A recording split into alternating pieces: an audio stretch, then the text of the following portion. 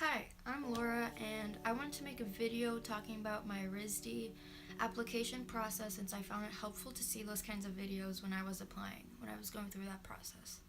So I applied to RISD last year and I got accepted for the fall 2018 term, but I ended up choosing not to go there for many reasons, but mostly, honestly, it's the weather. I cannot survive an East Coast winter. So I ended up choosing staying in Cali, which is where I'm from, and now I go to California Institute of the Arts, which is an amazing school as well. However, I still wanted to make this video because hopefully it can help you see what schools are looking for in portfolios. Regardless of which school you want to go to, I think any kind of portfolio review videos, those were always super helpful for me, so I just chose RISD because I know that's a very popular one.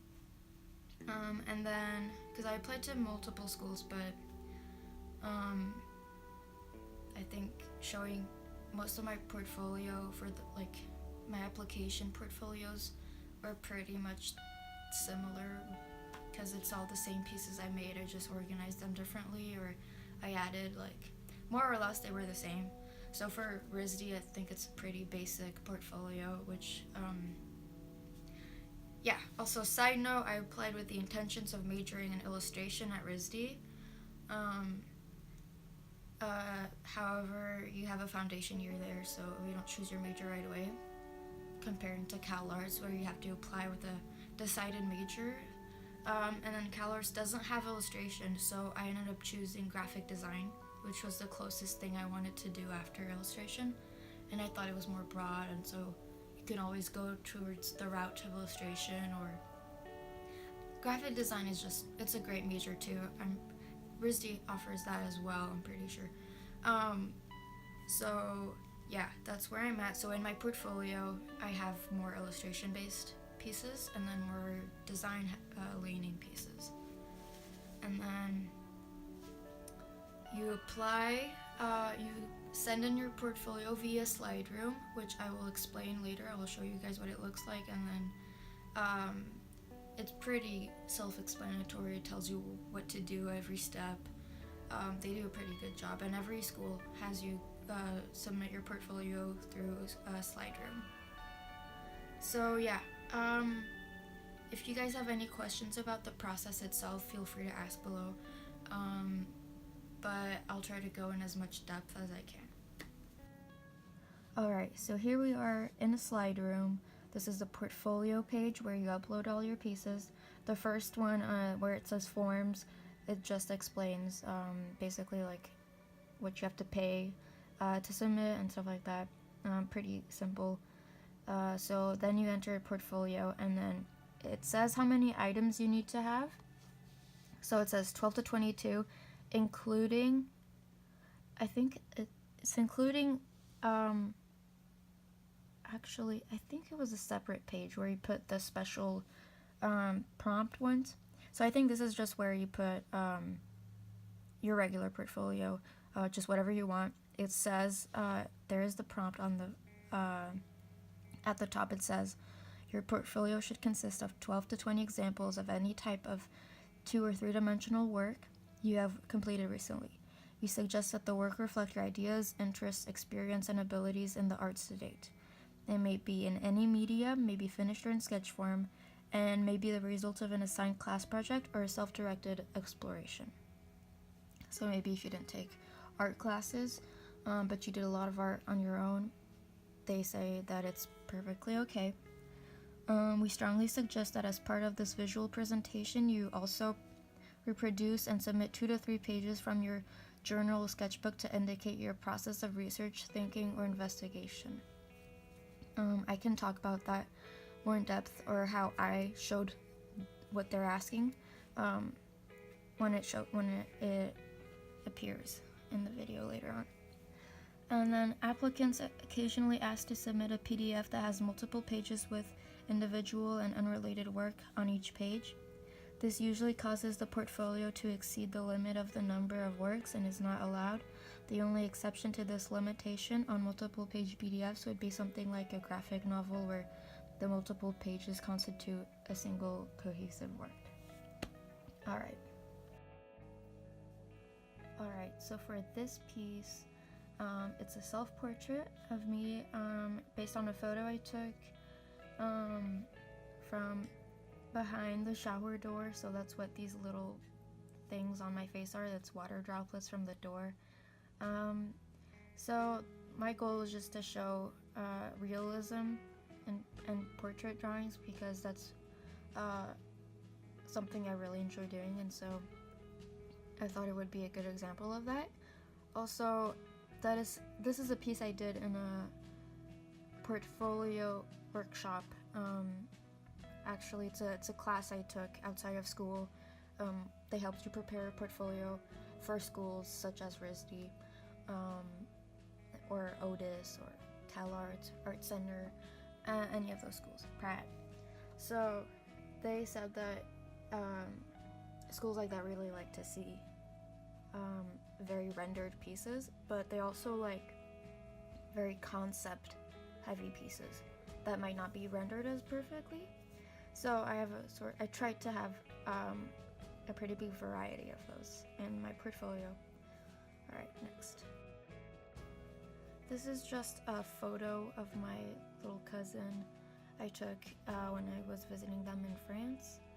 I tried to include more variety in what I show, so I have some photography and some drawings and some digital drawings in there, as you'll see.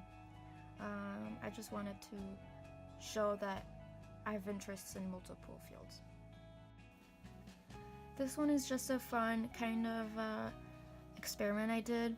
Basically, I wanted to draw tattoo-like designs on this banana, and then I had this whole idea of peeling the banana and then photographing it over time as the skin kind of got brown and gross, and just seeing like how that would affect the tattoos I did on it. But it was easier to just put this one on there. I thought it looked kind of cool, so that's what this is. This one is a stylized portrait of Yolandi from the band Die Antwoord, and I just thought that the colors were kind of pop, like they popped out. So yeah, I don't know, there's not much to it. It's based off a picture I found of her. Obviously I didn't ask her to come model for me, so I can't claim total ownership of this. But yeah, it was a pretty fun piece to make. So this one was based on a sketch that I made in a crappy sketchbook. Honestly, I feel too much pressure to draw in good sketchbooks, so I only have a bunch of little thin paper sketchbooks, but those are the only ones I feel comfortable to draw in. So I did a doodle based on a picture I found on Facebook, and then I brought it into Photoshop, and I kind of messed around with, like, as you can tell, the colors. I added colors in there, and then I copy and pasted her eyes and nose twice, and then you can maybe tell she's also kind of faint in the background. I just thought it would be cool to abstract a sort of realistic drawing, and it was pretty successful when I went to portfolio reviews. They really liked that one. Ooh, so this one is a fun series I made of turning 80s kind of pop stars, rock stars into drag queens. So the first one is Elvis Presley, then it's Tom York from Radiohead, and then John Lennon, Paul McCartney, and then that's Tom York. I made them into I turned them into coasters because a portfolio review person from Laguna College of Art and Design told me that it would be interesting to make them into products, which would be a cool example of saying what your art can be turned into if you're going into that kind of field where you're doing product design. Like, just obviously I didn't print them into real coasters, I just made them look like they were, which is a good way to show what you're thinking of doing with your art pieces. Like, you're thinking ahead into the future of this is what their potential could be, this is what you could do with my art, you know? So yeah, it's just it was also really cool to explore colors. These aren't really realistic colors, right? So, but it doesn't have to be. You just mess around with whatever you want, and then, you know, there are things I would change about these, but this is what I sent in. No regrets. So this one was an oil painting I did of my eye and someone else's eye, and I tried to do kind of the same thing I did with the cat woman, the cat lady. I kind of copy and pasted the eyes, but manually this time. So I did it with the oil paints directly on there. It was definitely, like, I did not know what to expect, but I kind of like doing that. I kind of like messing around with it and see what happens, because that's how you learn, and then you know for the next time, like, you know what to expect, and you can use it to your advantage to make even crazier things.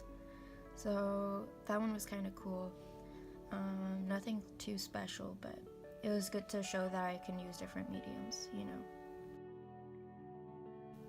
So this one is another one drawing that I put into Photoshop. So it was a colored pencil drawing on a tan kind of paper, sandstone paper, and I scanned it and put it into Photoshop, and I digitally drew the hair and flowers. I also altered the colors a bit, made them more vibrant and contrasted, and then I added the pattern for her top, and so that made a cool poster, and I had a lot of fun making this one. I called it Carlos Flores, or Frida's Flores, because I thought it kind of looked like a Frida Kahlo type of illustration. So in this one, I have on the left, I have the poster of a close-up of it. Yeah, it's just like some bands from the 80s kind of that I liked, and I made, it's just like fake time and place, and then the photo in the background was actually a blurry photo of my brother doing a handstand, and I put it upside down, and I was like, whoa, it kind of looks like he's pushing the ground up. So then I went from there, and I was like, ooh, this would be nice for like a poster for some concert called like the Hellraisers or something like that. And then something I did, which is I think what they like to do, which is kind of similar to my coasters series. When you make a poster, they like to see it in the real world, what it would look like. So on the right, I kind of put those on a wall, just from a photo on the internet. I kind of just wanted to like put it there and see this is what it would look like in the real life. So that's something to keep in mind if you're gonna design posters, if they're fake or real or whatever. If you want to show it to someone, like, this is what they look like this size. When you put 4 of them together, this is what they look like. Maybe if you're making like a series of posters, and when you put them together, they form like a giant image that comes together, you know, like that could be a cool idea, and that's how you would show it. And then this one, similar idea. These are actually, the bottom one was a real shirt I made for school. These are both school projects. The bottom one didn't end up looking like on the right. It was on a yellow shirt, so, and it was on the back. So it didn't end up looking like that, but I didn't get a picture of the actual shirt, so I just made it on Photoshop again, just showing what it would look like if we made it on a black long sleeve, for example. So that one was for a field trip. Junior year, my teacher asked me to design a shirt for the guys. And then the top one, it was for a sort of contest to have our new class shirt for the seniors. Mine didn't win, but I still really liked it, and I had fun making it, so I just wanted to show it in my portfolio. Some kind of more geometric design that I haven't shown a lot of in my portfolio, so it was good to have one like that in it. This is another oil painting I did in high school.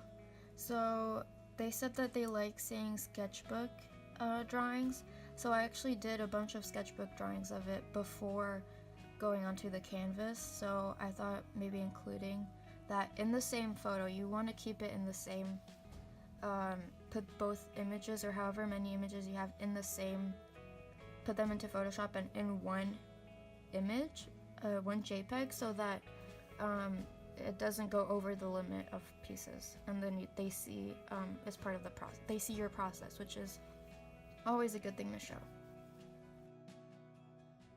This one's just a fun colored pencil drawing with not realistic figures. This one was really fun to make. This is another drawing I did in that portfolio class outside of school. They only made me do very realistic drawings, which I think was kind of a waste of time, because I don't need to have that many realistic drawings in my portfolio. They just need to see one, and then that's enough to show that I can do realism. I should have worked more on things that are more difficult for me, like concept drawings, you know. But I went through the process, so I went through the whole drawing process for this, and it was kind of a struggle, so I thought might as well show it. It is kind of a cool image. So yeah, I just threw that in there anyways. This piece was quite an experiment. It was inspired by my glasses that I have on there. They're prism glasses, so they really distort the view when you put them on, and I thought they would be so cool in a drawing if I tried to replicate that effect in my drawing. So it's actually a watercolor piece, but the main face that has the hand and the glasses on, that one is done in graphite, and then the glasses are watercolor and the hair is watercolor. So replicating the same, like my mouth is there for like, I don't know how many times I drew it, but it had to look the same in all of these like fragments, and that was a challenge, but I think it looks pretty cool. This one was actually fun. It was a collab that I did for this, I did with this brand from the Bay Area, if you can tell. It's called Stay Based, and they wanted me to do a drawing of this this rapper called the Jacket, and then wearing their merch. So I drew him first, and then I wrote in Stay Based on the sweatshirt, and then they wanted some cool Bay Area background, so I thought, okay, what better than the Golden Gate Bridge? And then I put their brand name in the back as well, in case it wasn't legible on the sweatshirt. So that one was actually really fun to make, because they made prints of it after. I'm not sure if they sold any, but it was cool to have some kind of collab with the brand and representing the Bay. So yeah, that one was a really fun one. Here I have some more photography, using my friend as a model. Shout out to Kelly. Yeah, I like to experiment with light and colors, so this is just some cool, fun photography. Here's another one, kind of blurry. This is a oil painting of a kind of geometric 3D kind of prisms that I don't think I had a photo reference for that, so it might be completely off the shading, but if you look at it from far away and you don't examine it too much, you don't overanalyze it, I think it gives off that that idea. There are a bunch of shadows that should be there and are not, I'm realizing right now, but it was cool, color study as well, and just to show diversity and not just portraits, you know, I have a lot of those, so just to show something else. And then I just finished off with some sketchbook pages. This one was, took a photo when I was visiting Paris. I go back there every other summer. I have family there. So that one was just I thought these tourists looked really cool. I liked their vibe. So I took a photo of them and then I drew them. And I just have some random notes on there. I'm like investigating their shirts. I'm like, ooh, maybe they're Brazilian. I think one of them had a Brazil soccer shirt. So yeah, I just write down whatever seen in Paris. Yeah, it was kind of, I tried to stylize them a little bit, but for me it's really hard to get away from a realism for some reason. Yeah, that's the struggle. And then I just finished off with this other sketchbook page of, it was supposed, I had this idea to make a skateboard deck for my brother, and it never ended up happening, but it was a cool process of like figuring out I wanted to make it San Francisco related, and so what's San Francisco? There's those Chinatown lanterns, there's a Golden Gate Bridge in the back.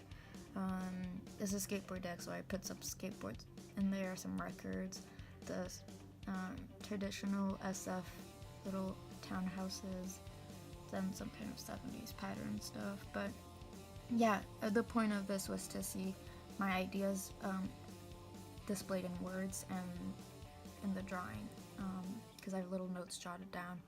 I always do that, so I thought like it would be cool to show them this is how I work. So yeah,